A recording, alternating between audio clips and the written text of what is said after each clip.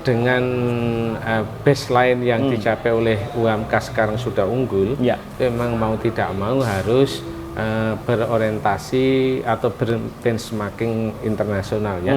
Ini selaras dengan misinya Muhammadiyah sendiri, internalisasi programnya.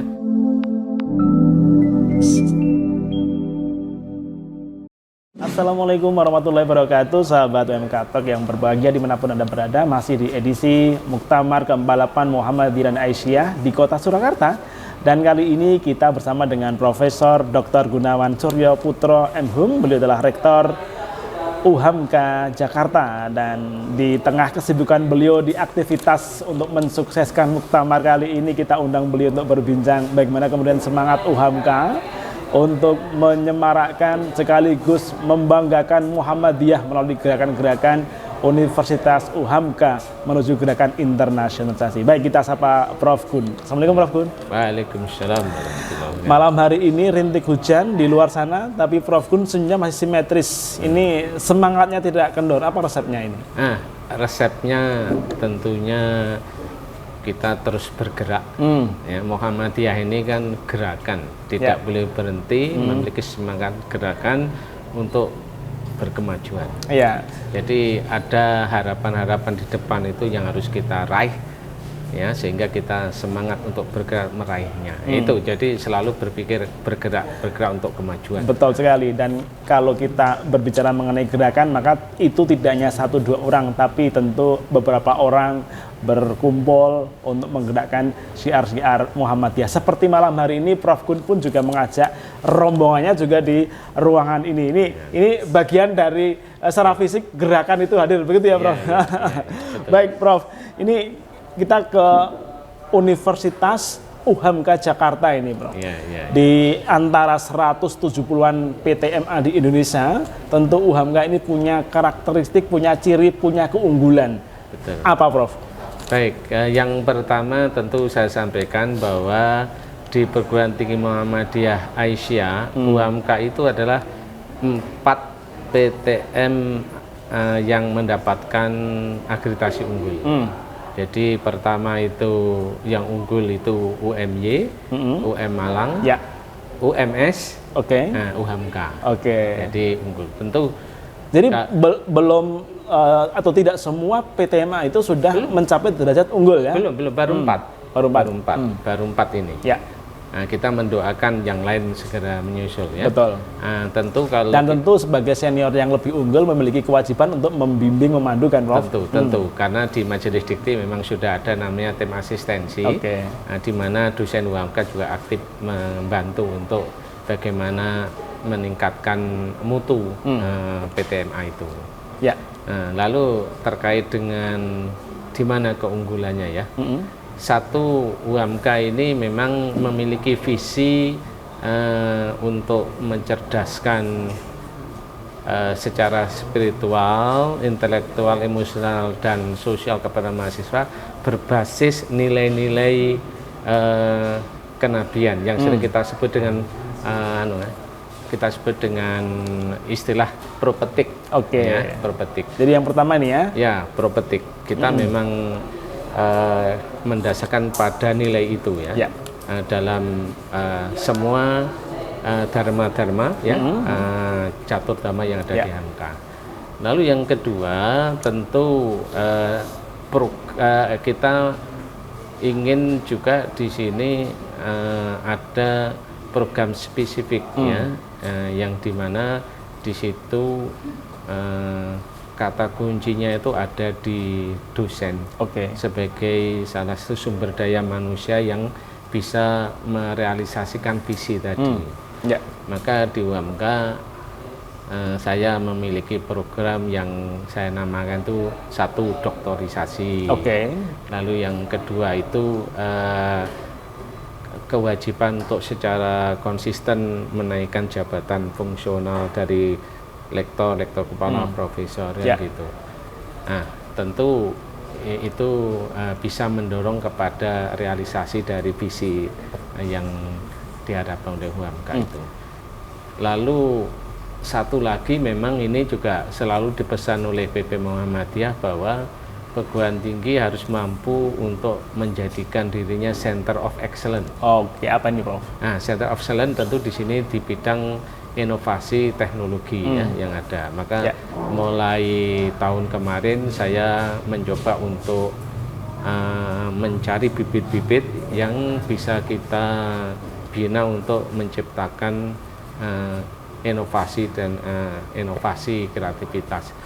Salah satunya tentu nanti indikasinya adalah dosen-dosen harus mampu menghilirisasi risetnya. Itu bisa dibentuk dalam bentuk paten-paten, gitu ya. Haki paten, khususnya paten ini penting ya. Kita ingin dengan paten itu sebetulnya nanti kita arahnya memang arah kepada riset university, dan tentu paten itu biasanya kan menjadi salah satu hak kekayaan yang tidak ternilai. Iya, sehingga arsip-arsip dokumen-dokumen karya-karyanya para dosen di UHAMKA ini bisa terarsip dengan baik gitu ya Prof ya. Betul. Saya kira ini linear juga dengan ini Prof. Beberapa waktu yang lalu kita sempat diskusi mengenai keberadaan Museum Muhammadiyah. Iya. Mengumpulkan artefak-artefak dokumen-dokumen, dan saya kira UHAMKA pun memiliki gerakan yang sama ya Prof. Kita tentu harus mendukung upaya PP Muhammadiyah dalam rangka untuk menunjukkan kinerja-kinerja UHAMKA kalau masa lalu dan seterusnya sebagai nilai-nilai yang baik itu artefak atau nilai yang lain yang betul-betul bisa memberikan kontribusi kepada bangsa. Baik Prof, saya berakan membaca bahwa UHAMKA ini menjadi pilihan para mahasiswa atau calon mahasiswa di Jabodetabek lah kira-kira secara khusus, tapi tentu secara umum pasti juga dari Sumatera dan sebagainya termasuk Kalimantan.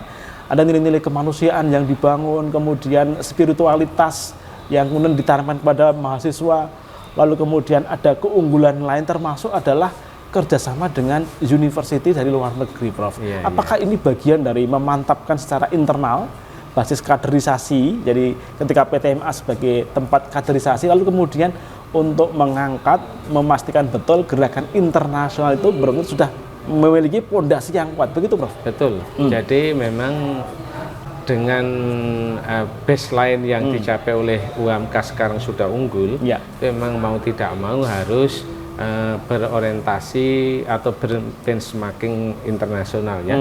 Ini selaras dengan misinya Muhammadiyah sendiri, internalisasi programnya. Oleh karena itu mencari networking, jejaring internasional itu menjadi penting. UHAMKA telah memiliki jaringan itu tentu saja di ASEAN ya, Malaysia, Thailand. Jadi Malaysia yang sudah Malaysia, kemudian Thailand, Vietnam, Kamboja. Lalu kita juga ke Asia sendiri, ada ke Jepang. Artinya ASEAN tadi 60% lebih sudah bermitra dengan UHAMKA. Kita mitra kita baik ASEAN, Asia, Eropa kita memiliki, dan dosen dan mahasiswa kita itu sudah melakukan kalau dosen visiting lecturers, lalu kalau mahasiswa itu student mobility. Kita sudah itu dalam rangka memang tadi kita harus mempersiapkan mahasiswa UHAMKA itu nantinya kalau lulus menjadi global citizen lah gitu itu. Jadi itu hal yang penting. Lalu di UHAMKA sendiri itu ada program-program, tentu program yang itu mahasiswa yang betul-betul bisa memahami bagaimana membangkitkan, memberdayakan masyarakat. Itu terintegrasi dengan mata kuliah. Tentu ini implementasi dari pembelajaran khususnya Al-Islam Kemuhammadiyahan. Jadi mahasiswa itu misalnya diberi sebuah proyek di sebuah desa yang di situ ada orang tidak mampu, lalu dengan mencari dana sendiri dan sebagainya, terus bagaimana orang itu menjadi berdaya dan mahasiswa. Itu sudah program terintegrasi. Dan itu sudah berjalan lama ya, Pak? Sudah berjalan lama. Jadi itu dilaksanakan apakah hanya di sekitar Jakarta, apa sampai ke luar daerah? Luar daerah. Bahkan kita kan sudah memiliki program-program pengabdian masyarakat internasional juga. Di luar negeri ya? Di mana Pak? Yang sudah internasional jalan diantaranya di Filipina, di Thailand, di Mindanao di Filipina. Ya di Mindanao. Di Mindanao. Terus di Thailand Selatan ya, Thailand Prof, Selatan, itu terus di Malaysia. Malaysia ini kebanyakan memang larinya ke Malaysia Utara ya. Banyak yang ke Malaysia Utara. Tapi ada juga. Jadi kalau kita berjalan Malaysia Utara itu di utaranya Kalimantan ya? Enggak, yang sana. Di Kuala Lumpur ya? Kuala Lumpur. Oh, yang bukan di Kalimantan gitu. Tentu ini juga alhamdulillah kalau untuk program internasional itu kita memang kolaborasi dengan PCIM. Ya, ini saya kira yang menarik ya. Istimewa. Karena tentu bahwa ada kewajiban yang tidak tersurat mungkin ya Prof ya, bahwa ketika kemudian melakukan gerakan internasionalisasi maka tentu di situ ada PCIM. Betul. Nah, seberapa besar kemudian UHAMKA itu mendorong peningkatan dan berkembangnya PCIM di negara-negara yang tadi UHAMKA bekerjasama, Prof? Ya, memang untuk saat ini kami baru melakukan kolaborasi untuk untuk bagaimana mahasiswa kita itu bisa melakukan pengabdian masyarakat di negara tadi itu ya, di Malaysia, atau Thailand, kemudian di Filipina. Ya, lalu kita juga melakukan kolaborasi, misalnya seminar, webinar seperti itu ya. Dan ketika itu dilakukan di luar negeri, maka bersama dengan PCM setempat itu ya, Prof? Kita kolaborasi dan itu memang sangat strategis ya, sangat strategis karena itu sebetulnya bisa untuk melakukan pintu masuk internasionalisasi program UHAMKA. Sebetulnya pintunya memang melalui itu. Nanti sekaligus menjalankan kerjasama dengan universitas yang ada di situ ya. Ya itu otomatis. Jadi gini. Kalau dengan mitra universitas itu sekarang UHAMKA yang melakukan itu 3 hal. Yang pertama seperti biasa itu biasanya visiting lecturers atau kita itu berapa tahun biasanya kalau program visiting lecturers itu kita masih memang maksimal itu 6 bulan. 6 bulan. Karena itu tetapi kalau nanti menyekolahkan tentu durasinya tergantung. Betul. Yang kedua riset kolaborasi. Jadi kita melakukan riset bersama dan ini dampaknya kan juga signifikan ya. Secara internasional. Kalau penulis ini dengan penulis mitra di luar negeri itu kan nilainya tentu berbeda ya. Berbeda. Yang ketiga tadi student mobility khususnya itu. Student mobility kalau dengan perguruan tinggi itu biasanya nanti kredit transfer. Ya. Jadi ada mahasiswa luar negeri yang juga kuliah di UHAMKA ya, Prof? Ada. Dari mana saja itu, Prof? Kalau yang sekarang itu Bulgaria. Lalu seperti biasa itu Thailand. Lalu ada tidak banyak seperti Korea tidak banyak itu. Dan ini juga sama mahasiswa dari UHAMKA juga student mobility ke universitas di luar sana ya, Prof? Sekarang yang juga banyak itu Taiwan ya. Taiwan ini juga banyak sekali. Apa yang mendorong dan Taiwan jadi pilihan yang menarik bagi mereka? Tentu gini, kalau mitra luar negeri itu biasanya memiliki kecocokan program ya. Tentu kan harus reciprocal ya, saling gitu.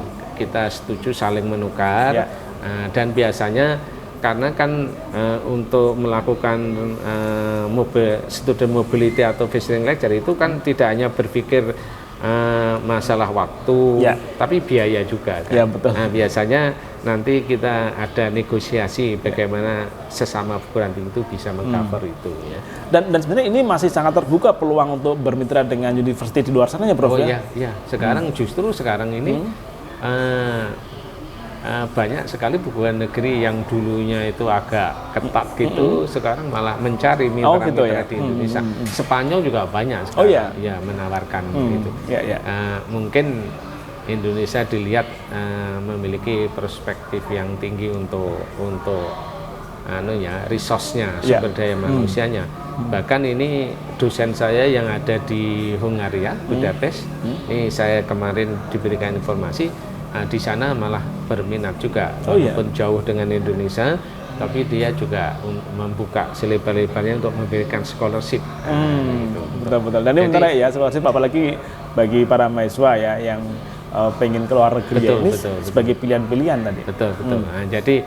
Jadi kata kuncinya tadi itu, jadi program-program internasional dalam rangka internalisasi perguruan tinggi itu memang diantaranya menaikkan akreditasi ya, akreditasi internasional. Lalu tadi tentu visiting lecturer, student mobility, research collaboration-nya harus diintenkan sebagai bukti bahwa kita untuk mempersiapkan diri untuk internasionalisasi perguruan tinggi. Ya, luar biasa. Ini saya kira catatan yang menarik dari UHAMKA itu ya. Tapi ngomong-ngomong Prof, mungkin sahabat dari UMK Talk ini juga pengen tahu sebenarnya singkatan dari UHAMKA apa sih begitu Prof?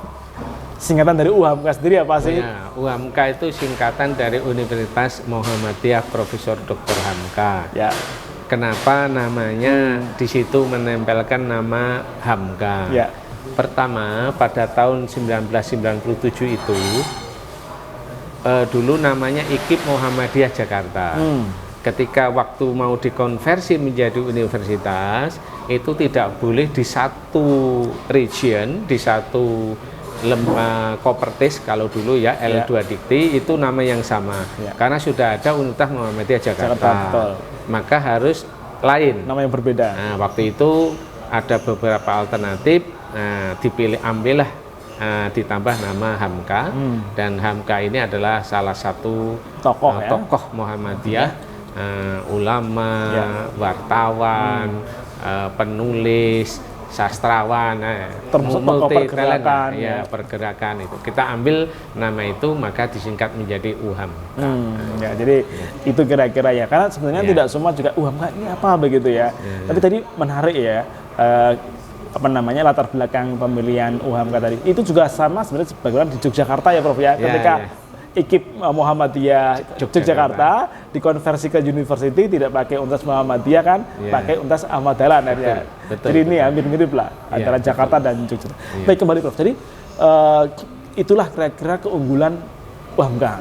Nah, Prof, terkait dengan Muktamar Muhammadiyah ke-48 ini, tentu banyak hal yang Prof Gun akan dorong sehingga kemudian UHAMKA itu tidak hanya berhenti menjadi university yang unggul, tetapi benar-benar menjadi university yang membanggakan bagi Muhammadiyah. Seperti apa Prof itu Prof? Iya, seperti tadi, tentu UHAMKA harus mengikuti gerakan perserikatan itu sendiri sebagai ownersnya UHAMKA ya gitu. Salah satu yang saya lihat di dalam kepemimpinan yang akan datang itu tentu menguatkan program-program internalisasi kelembagaan. Nah, UHAMKA menyiapkan itu untuk tentunya mengikuti dan merealisasikan dari program perserikatan itu. Di antaranya tadi tentu harus kita membuat standar-standar yang benchmarking internasional. Nah, nanti itu tidak hanya SDM-nya, tapi juga tentu kurikulumnya kan gitu ya. Nah, sehingga dengan SDM dan kurikulum itulah maka nanti akreditasinya tentu sudah tingkat internasional. Nah, itu sekali lagi tentu tidak mudah untuk kemudian menjaga mutu dan kualitas. Betul. Apa Prof kuncinya ini agar terjaga semangatnya, mutu tetap terjaga, keunggulan terus akan ditingkatkan. Betul. Kata kuncinya sebetulnya komitmen terhadap pengelolaan perguruan tingginya. Jadi pimpinan harus memiliki komitmen, memiliki visi yang sama bahwa UHAMKA ini harus tidak hanya bertahan, tapi juga harus maju, ya. Gitu. Nah, dengan komitmen itu maka nanti kita memiliki kebijakan-kebijakan yang kita tulis dalam sebuah rencana strategis gitu ya. Prof, ya. Nah, maka semua pimpinan harus menginduk kepada itu. Betul.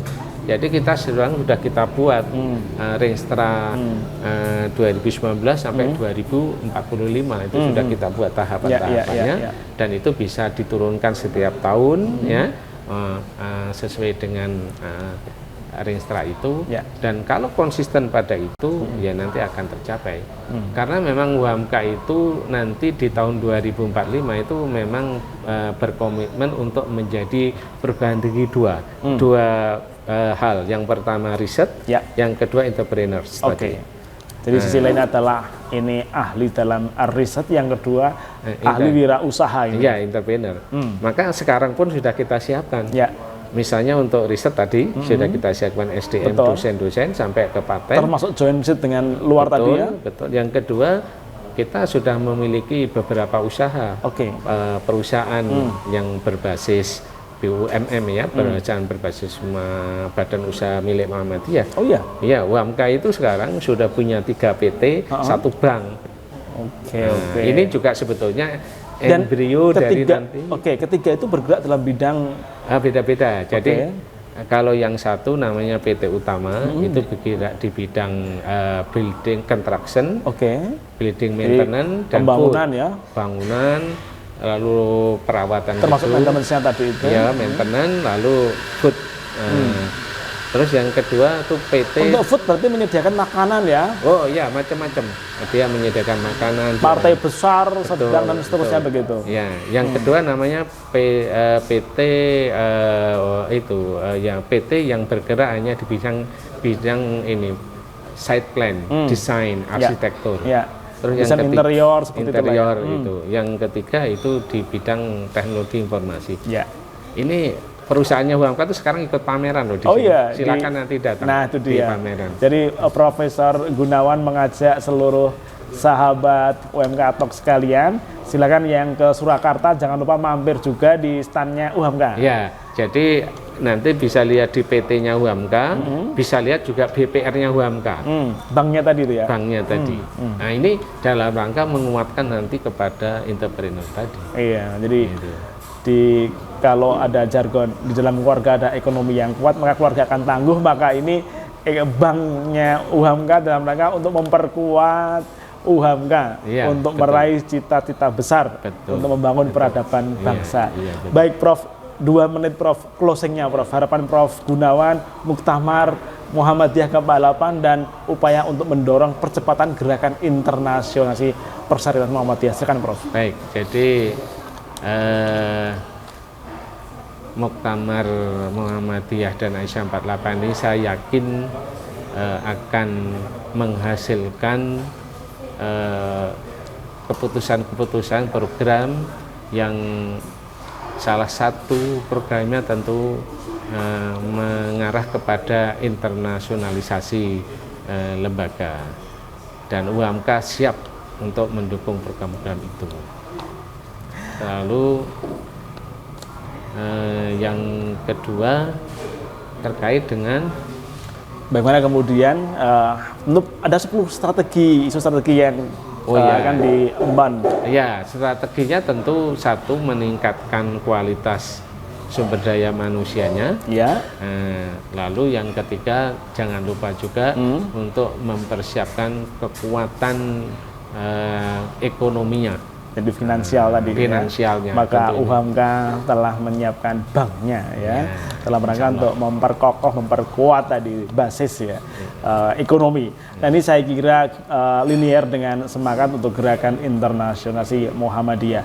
Ekonomi kuat, humanity-nya kuat, aksi kemanusiaannya bagus, keren, dan universitasnya unggul menuju untuk terciptanya gerakan persyarikatan dan gerakan internasionalisasi persyarikatan Muhammadiyah. Baik, terima kasih, saya kira demikian sahabat UMK Atok yang berbahagia di mana Anda berada. Kita akan jumpa kembali di lain kesempatan. Terima kasih kepada Profesor Dr. Gunawan Surya Putra, Rektor UMK, luar biasa beliau ya, masih penuh dengan semangat. Kita tunggu di lain kesempatan Prof. Terima kasih. Assalamualaikum warahmatullahi wabarakatuh. Waalaikumsalam.